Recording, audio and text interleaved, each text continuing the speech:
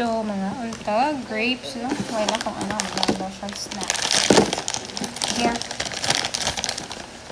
Marcus is beside me. He is. Hi! Mag-brief lang.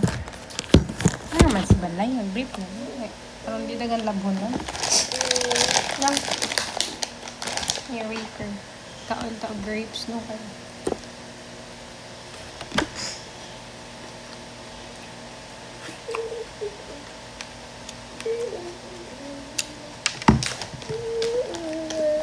Madaot na ni, madugal.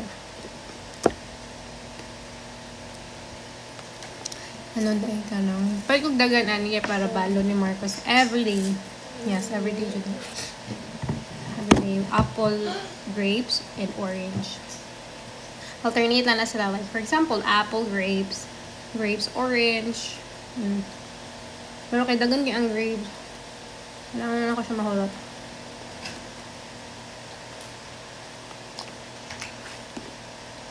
Hinahina na siya kalata. Ano na? Matanggal ano. Barato ro kay carbon ay. 60 ang kilo. Or 180. Diba? Sa mall ni 300 ang kilo. Mahal kayo.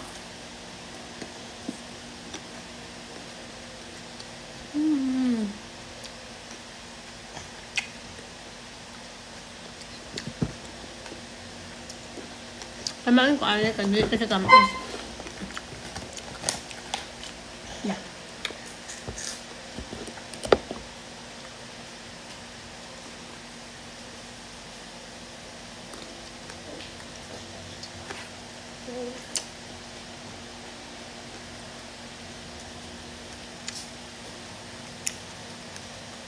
Oh my God.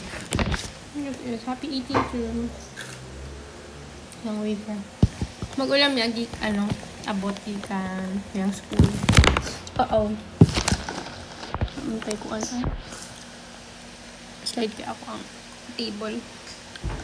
Mag-ulam gikan sa iyang school. Supposedly matulog namin. Gusto kayo. Hindi pa mo siya katulogon.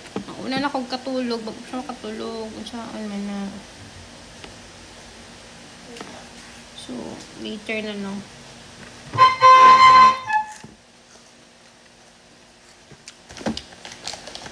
What?